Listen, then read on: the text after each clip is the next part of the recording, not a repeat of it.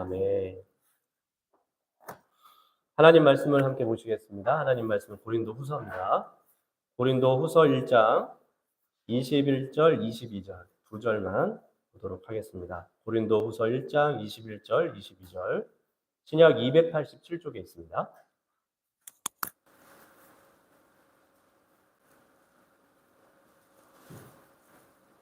고린도 후서 1장 21절, 22절입니다. 말씀을 다 찾으신 줄 알고 함께 말씀을 받들도록 하겠습니다. 같이 읽겠습니다. 시작. 우리를 너희와 함께 그리스도 안에서 굳건하게 하시고 우리에게 기름을 부으신 이는 하나님이시니 그가 또한 우리에게 인치시고 보증으로 우리 마음에 성령을 주셨느니라. 아멘. 우리 두 절밖에 안 되니까 다시 한번 읽어보실까요? 우리를 너희와 함께 그리스도 안에서 굳건하게 하시고 우리에게 기름을 부으신 이는 하나님이시니 그가 또한 우리에게 인치시고 보증으로 우리 마음에 성령을 주셨느니라. 아멘.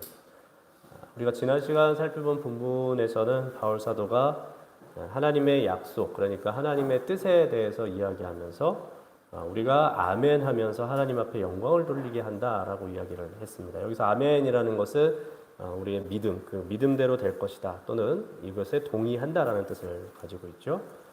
그러니까 하나님의 뜻 앞에 순종함으로 그 뜻 앞에 내가 알겠습니다, 내가 그렇게 하겠습니다, 하나님 동의합니다 라는 의미로 이러한 일들을 했다. 결국 바울 사도가 원래 계획이 있었지만 그 계획대로 하지 않고 이제 그 계획을 이제 틀었지 않습니까? 원래는 고린도 교회에 방문을 하려다가 방문하지 않았잖아요.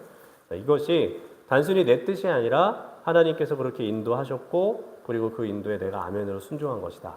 그것을 지난 시간에 바울 사도의 이야기를 통해서 살펴봤습니다. 그러면서 이제 오늘 본문에서 자신이 이렇게 아멘할 수 있었던 이유, 그러니까 하나님의 뜻 앞에 순종할 수 있었던 이유에 대해서 얘기하는 것이죠. 그 이유에 대해서 이야기를 하는데 결국 이 주제는 이러한 내용입니다. 결국 믿음의 근원, 믿음은 어디서부터 왔는가? 어디서부터 시작이 되었고 그리고 어떻게 우리 안에 존재하는가에 대한 내용입니다. 여러분들은 어떻게 교회에 나오게 되셨습니까?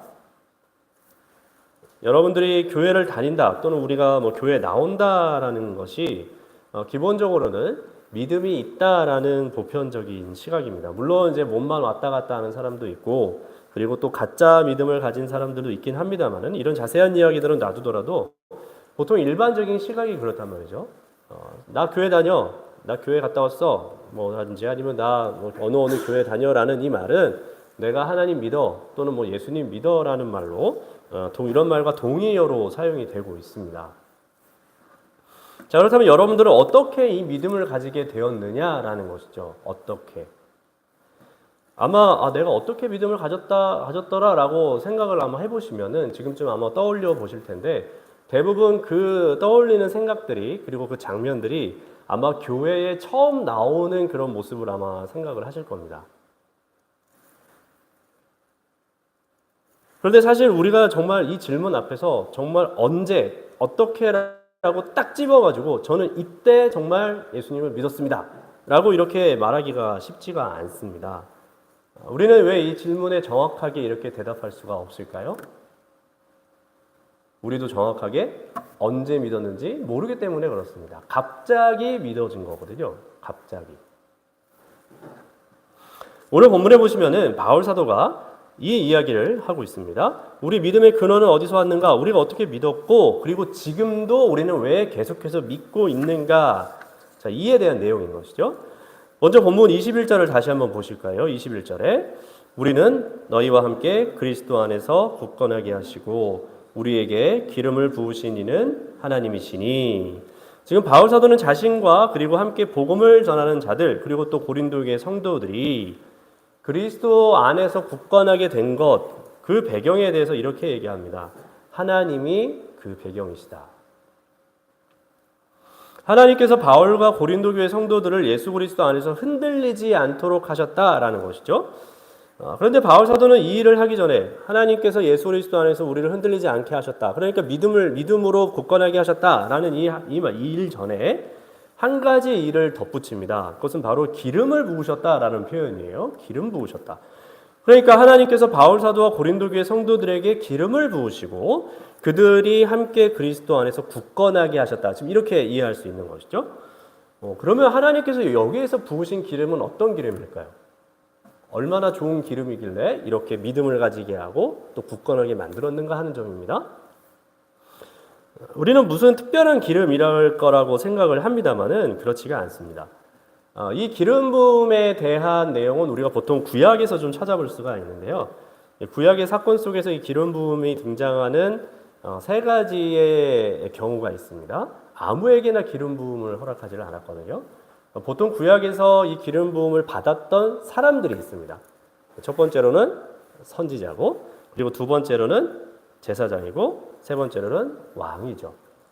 이 특별한 직분들을 세울 때에 기름을 부어서 하나님 앞에서 세웠습니다. 그러니까 하나님의 뜻을 수행할 자를 특별히 구별해서 세웠다는 것이죠. 오늘 본문에서의 이 기름 부음이 가지고 있는 첫 번째 의미는 바로 이런 것입니다. 하나님께서 특별하게 선택을 하시고 하나님 앞에서 세웠다라는 의미입니다. 그러면 이러한 개념으로 볼 때에 하나님께서 구별해서 세운 자들, 그리고 하나님의 뜻을 이 땅에서 수행하고 시행할 자들이라는 의미가 되는데, 자, 이 사람들이 누구겠습니까? 물론 구약에서는 아까 세 직분을 얘기했습니다만 신약에서는 이러한 사람들을 우리가 누구라고 부르죠? 하나님 앞에서 하나님의 선택을 받아서 하나님의 뜻을 이 땅 가운데서 수행하고 시행하는 자들, 누굽니까? 바로 성도들, 교회입니다. 그러니까 21절에서 바울 사도가 말하고자 하는 바가 무엇인지 이제 아시겠습니까? 지금 성도들이 믿음을 가지게 된 것, 그리고 교회라고 부름을 받은 것. 더 나아가서 이 교회라는 의미가 이 땅 가운데 세워진 하나님 앞에 특별하게 선택받은 하나님 나라의 백성이라고 하는 개념으로 볼 때에 이 성도들이 그렇게 된 믿음의 근본 원인은 성도, 즉 사람이 아니라는 거죠. 사람이 믿고 싶어서 믿었다는가, 어떤 특별한 사건으로 인해서 믿은 것이 아니라 믿음을 주시기로 구별하여서 선택하신 분이 누구십니까? 하나님이시고, 그리고 실제로 그 계획을 실행하셔서 정말 믿음을 주시고 예수 그리스도 안에서 굳건하게 세우신 분 역시 누구라는 겁니까? 역시 하나님이라는 것이죠. 그 배경에, 믿음을 가진 배경에 하나님이 계셨다는 것입니다. 우리는 이것을 성경의 표현대로 하자면 이렇게 우리가 받은 이 믿음에 대해서 뭐라고 표현합니까? 성경에서는 이것이 하나님의 은혜라고 합니다. 우리가 노력하거나 잘해서 얻은 것은 은혜가 아니에요. 여러분, 만약에 학생이 열심히 공부를 합니다. 최선을 다해서 공부를 했어요. 그래서 좋은 성적을 받았습니다. 1등 했어요. 우리가 이런 상황을 보고서 은혜라고 부르나요? 아니죠. 이거는 뭡니까? 그가 열심히 해서 공부해서 얻은 대가입니다. 열심히 해서 얻은 대가예요. 믿음은요, 결코 이러한 대가가 될 수 없다라는 것이죠. 왜냐하면 우리에게 근본 원인이 있지 않기 때문에 그렇습니다. 오직 하나님의 절대적인 주권에 의한 이 은혜 말고는 결국 답이 될 수가 없다라는 것이죠. 우리가 이 사실을 바울 사도가 에베소서 1장 4절 이하에서 말한 것을 살펴보면 더욱 잘 알 수가 있습니다. 에베소서 1장 4절 이하의 말씀 우리 같이 한번 읽어보실까요? 시작. 창세전에 그리스도 안에서 우리를 택하사 우리로 사랑 안에서 그 앞에 거룩하고 흠이 없게 하시려고 그 기쁘신 뜻대로 우리를 예정하사 예수 그리스도로 말미암아 자기의 아들들이 되게 하셨으니 이는 그가 사랑하시는 자 안에서 우리에게 거저 주시는 바 그의 은혜의 영광을 찬송하게 하려는 것이라. 아멘. 우리가 구원받은 은혜에 대해서 이렇게 설명을 하죠. 그리스도 안에서 우리를 택하셨다. 그리고 그 기쁘신 뜻대로 우리를 또 예정하셨다. 자, 이러니까 이는 그 사랑하시는 자 안에서 우리에게 거저 주셨다. 공짜로 주셨다. 여기에 우리가 한 게 있나요? 하나라도? 하나도 없습니다. 우리가 이것을 그래서 하나님의 은혜라고 부르죠. 그래서 바울 사도도 또 내려가서 2장 8절에서 이 은혜에 대해서 이렇게 또 설명을 합니다. 또 같이 보실까요? 너희는 그 은혜에 의하여 믿음으로 말미암아 구원을 받았으니 이것은 너희에게서 난 것이 아니요 하나님의 선물이라. 아멘. 성도의 믿음의 원인은 결코 성도에게 있지 않습니다. 사람에게 있지 않습니다. 모든 것이 다 하나님의 은혜이고 선물이라는 것이죠. 이 말씀이 사실이라고 하는 것은요, 실제로 우리가 언제 그리고 또 어떻게 믿게 되었는지에 대해서 우리가 정확하게 답을 할 수 없음에도 그렇지만 우리가요, 복음을 전해보면 이 사실을 너무 잘 알 수 있습니다. 여러분들도 아마 복음을 한 번씩 다 전해보셨겠지만서도요, 어떤 사람은 옆에서 그냥 정말 좀 이제 과장된 표현으로요, 24시간 동안 옆에다 앉혀놓고 붙들고서 계속 복음을 전해도 어떤 사람은 믿지를 못합니다. 정말 알기 쉽게 하나하나 다 설명을 해줘요. 하나님이 누구신지, 예수님이 누구신지, 그래서 우리가 왜 구원을 받는 것인지 하나부터 열까지 하나하나 다 설명을 해줍니다. 그런데도 믿지를 못해요. 오히려 어떤 때는요, 상대방이 오히려 답답해합니다. 그래, 네가 말하는 거 다 알겠어. 다 이해가 가. 그래, 알았다. 근데 어떡하냐? 안 믿어지는데 상대방이 답답해요. 이해는 다 간다고 합니다. 근데 안 믿어진대요. 근데 또 반대로 어떻습니까? 어떤 사람은 너무 바빠요. 제가 너무 바빠가지고 복음을 제대로 전하지를 못했어요. 그러니까 딱 한마디 하는 거죠. 야, 오늘 우리 교회에서 어떤 행사 하는데 교회 잠깐만 와봐. 아니면 나랑 한번 이 주일날, 일요일날 교회 한번 가자. 이렇게 해서 억지로 이제 손을 끌고 왔단 말이에요. 그래서 내 옆에 앉혔습니다. 제가 복음 전한 것도 아니에요. 그냥 그렇게 같이 예배를 드렸는데 예배 딱 끝나고 나니까 그 사람이 뭐라 그러냐면, 야, 나 다음 주부터 교회 나와야겠다. 복음 전하지도 않았는데. 말씀은 똑같이 전해졌고 심지어 앞에 사람은 여러 번 전해지고 그리고 또 본인이 그렇게 믿으려고 막 노력을 합니다. 그런데도 불구하고 믿지를 못해요. 근데 후자에 있는 사람은 그냥 뭐 친구가 가자 그러니까, 뭐 가족이 가자 그러니까 한번 갔다 가야지 라고 왔는데 갑자기 말씀 듣고서 변화받는 일들이 있습니까? 없습니까? 있어요. 왜 이런 결과가 나오냐는 겁니다. 믿게 되는 그 원인이 사람에게 있지 않기 때문에 그러던 것이죠. 하나님께서 기름 부으셔서 성도를 구별하셨다가 때가 되었을 때 믿음을 주시기 때문인 것입니다. 그리고 그 믿음을 그리스도 안에서 굳건하게 하시기 때문이죠. 우리는 이런 이야기를 들을 때에 이와 다른 이야기를 하는 사람들의 이야기를 조심해야 됩니다. 예를 들면은 언제 믿었어요? 저는 성령 하나님, 우리는 하나님께서 우리에게 믿음을 주셨기 때문에 언제 어떻게 믿었는지는 정확히 모르지만 그러나 저는 믿는 사람으로서 구원받은 사람입니다. 이렇게 얘기를 한단 말이죠. 그럼 다른 이야기를 하는 사람들이 뭐라 그래요? 그거 가짜예요.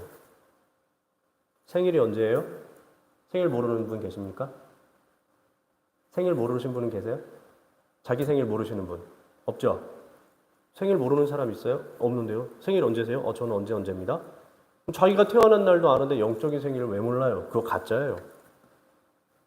이해가 가십니까? 이해는 가시죠? 그렇죠? 이런 이야기들을 한단 말이죠. 그러면 내가 믿은 거는 뭐예요? 잘못된 거예요. 그럼 다시 믿으려면 어떻게 해야 돼요? 내가 말하는 대로 와야 돼요. 이게 이런 믿음과 관련해서 우리를 흔들리게 하는 잘못된 이야기들입니다. 우리가 여기에 빠져서는 안 되는 것이죠.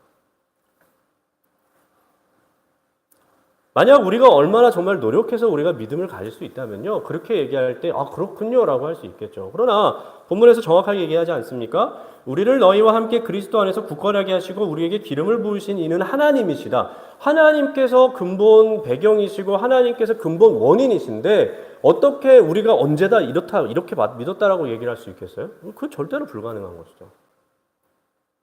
우리는 이런 이야기들, 우리를 미혹하게 하는 이야기들을 철저하게 배척해야 됩니다. 만약에 이것을 안다, 내가 언제 정확하게 몇 월 며칠 언제 어떤 상황에서 정확하게 딱 믿었습니다, 이렇게 얘기할 수 있는 건요, 어떻게 보면은 하나님과 인간의 합작이라는 이야기가 되기도 합니다. 내가 노력해서 믿은 것이니까요. 성경의 증거와 비교할 때 같습니까? 다릅니까? 같지 않습니다. 그러니까 우리는 이런 미혹된 이야기들을 듣지 않아야 하는 것이죠. 자, 그러면 이렇게 믿은 이 믿음은요, 우리에게 주어진 이 믿음은 언제까지 유효할까요? 질문을 좀 바꿔보겠습니다. 우리가 신앙생활을 하는 중에 여러 가지 어려움들을 만나요. 절대적으로 우리는 만나게 되어 있습니다. 누구도 이 어려움을 피할 수는 없습니다. 각자마다 상황이 다르기 때문에 모양만 다를 뿐이죠. 성도라고 해서 어떤 어려움도 만나지 않고 쉬운 인생 절대로 살지 않습니다. 우리가 인간인 이상 그리고 이 세상에 머무는 이상 이런 어려움들을 절대적으로 피할 수가 없다라는 것이죠. 자, 그런데 함께 우리가 믿음 생활을 하고 신앙 생활을 하고 있는 성도들 중에 이런 어려움이 찾아왔을 때에 그리고 이런 어려움을 대하는 이 자세가 좀 나뉩니다. 반응이 달라요. 보통 두 가지로 나뉘어요.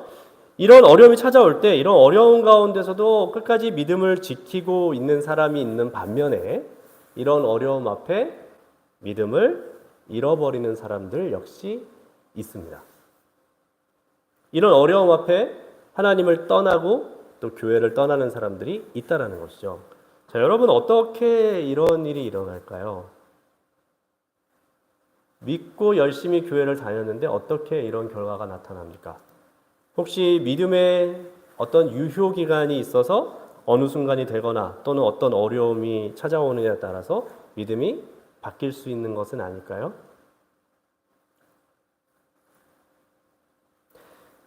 우리는 절대로 그렇지 않다는 것을 생각을 해야 됩니다. 만약에 어떤 어려움 또는 그 어려움이 크고 작고 또는 그리고 어떤 상황, 특별한 상황에서 이러한 믿음이 없어지거나 사라진다라고 한다면은 우리가 본문 21절에서 살펴본 것과 같이 하나님께서 하신 이 믿음을 주시는 작업은 불완전한 작업이다라는 결론이 됩니다. 완전한 것은 결코 변하지 않잖아요. 그런데 변했다라고 하는 것은 이것은 뭔가 문제가 있다는 뜻이거든요. 만약 하나님께서 구별하시고 믿음을 주셔서 굳건하게 하셨어요. 자, 그런데도 만약 변합니다. 그 믿음이. 그렇다는 것은 그 믿음이 불완전하다라는 뜻이고 그 믿음을 주신 이 하나님의 작업 역시 불완전한 작업이다라는 결론을 내릴 수밖에 없습니다. 그리고 또 이 뜻은 최종적으로 이 일을 행하신 하나님 역시 불완전한 하나님이다라고 우리가 이야기할 수밖에 없다라는 것이죠. 자, 그런데 여러분 그렇습니까? 우리 하나님께서 불완전한 분이실까요? 그래서 어떻게 일하느냐에 따라서 때로 상황에 따라서 막 바뀌기도 하고 하나님께서 하신 작업이 바뀌기도 하고 자, 이런 일들이 일어날까요? 그렇지 않습니다. 우리 하나님은 가끔씩 실수도 하시는 분일까요? 절대로 그렇지 않죠. 하나님께서는 전지전능하신 분이십니다. 모든 것을 하나님의 계획과 뜻 가운데서 섭리하심으로 다스리시는 분이세요. 이 세상 어떤 것도 하나님의 뜻과 관련 없이 일어나는 것은 단 하나도 없습니다. 자, 그러면 왜 이 믿음이 변하냐는 거죠.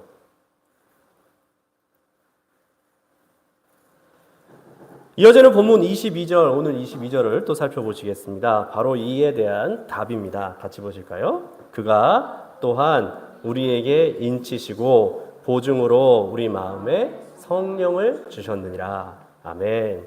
바울 사도는 하나님께서 믿음을 주실 때에 함께 하신 작업에 대해서 이렇게 소개합니다. 인치시고 보증하셨다.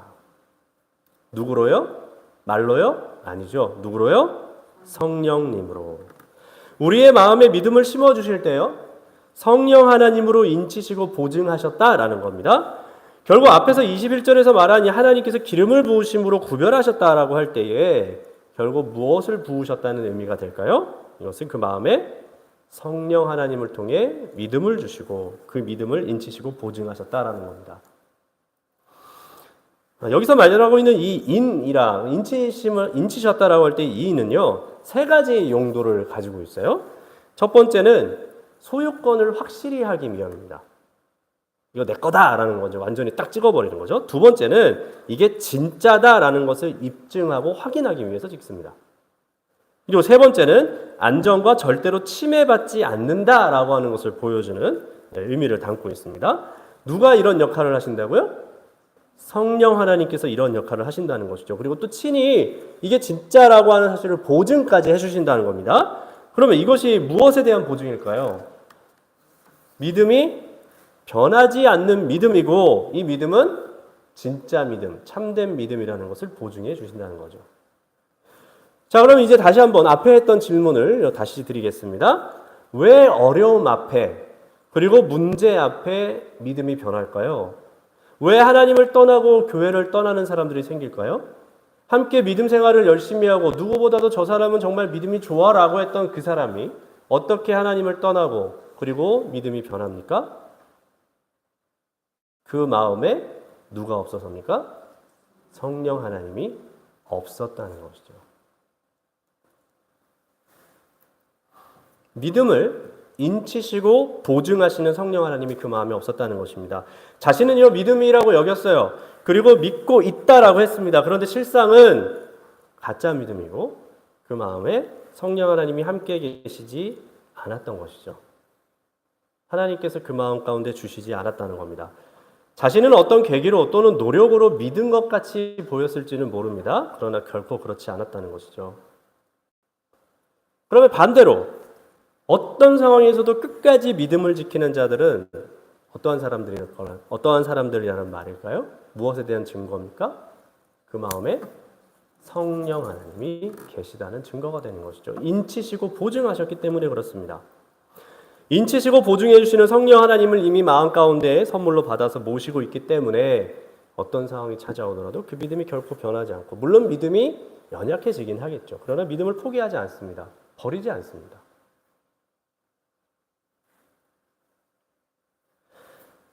그리고 이러한 자들은 결코 이렇게 하나님을 떠나지 않는 것 이외에도 반드시 그의 삶 가운데서 증거가 나타납니다.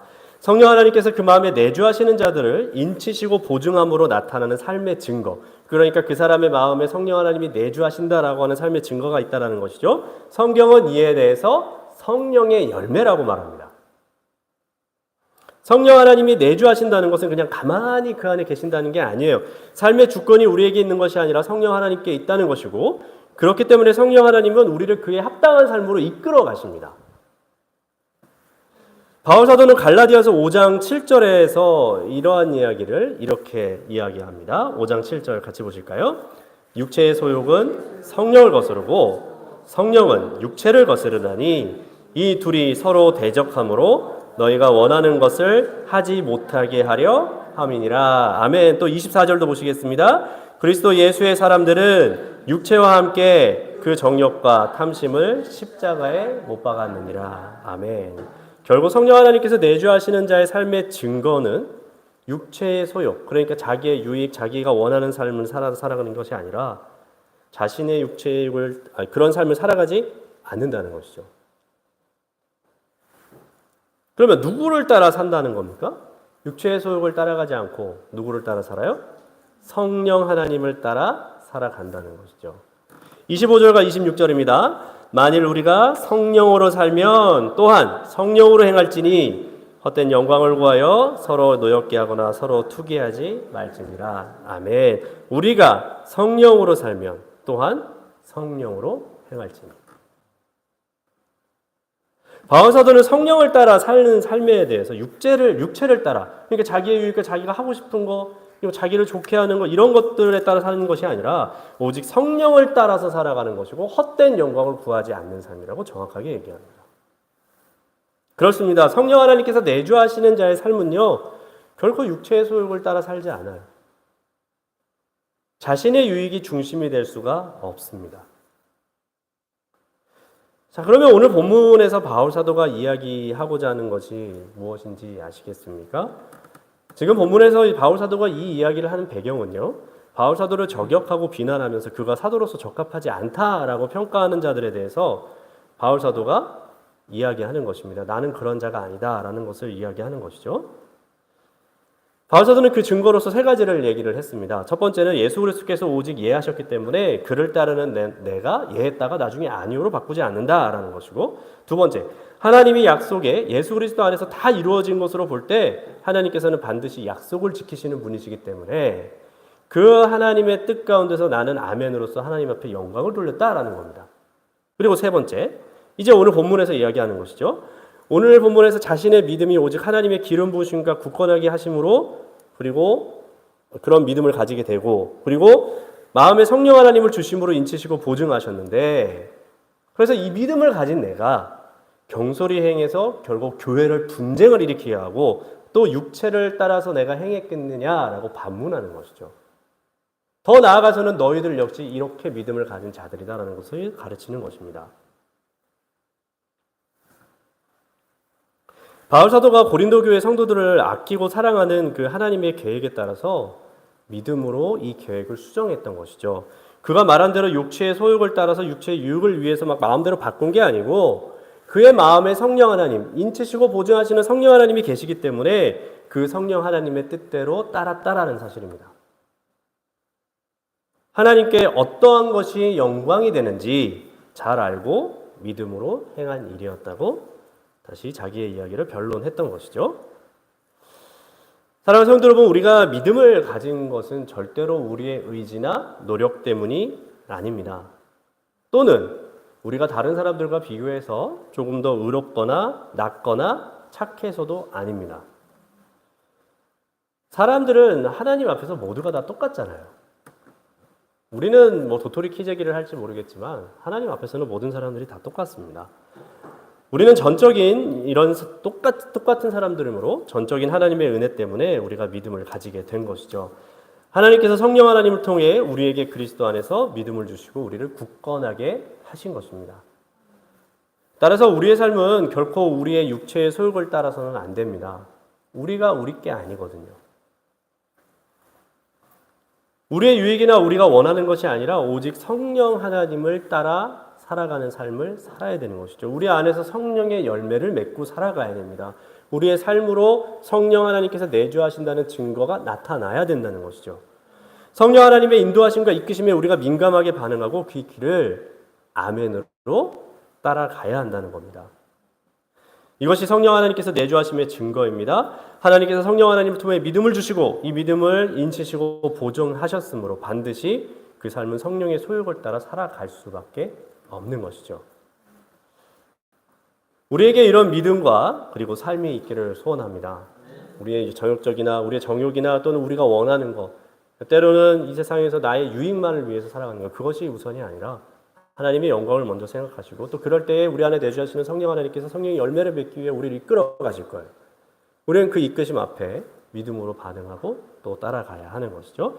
그래서 성령의 소욕을 날마다 이루면서 살아가는 교회요 성도가 되어야 되는 것입니다. 바라기는 우리에게 이런 삶이 있기를 소원하고 또 그래서 저와 우리 모든 교회가 또 이렇게 성령 하나님의 이끄심을 따라 또 열매를 맺고 또 이 땅 가운데서 세워지는 하나님의 교회로 장성하기를 바랍니다. 기도하겠습니다.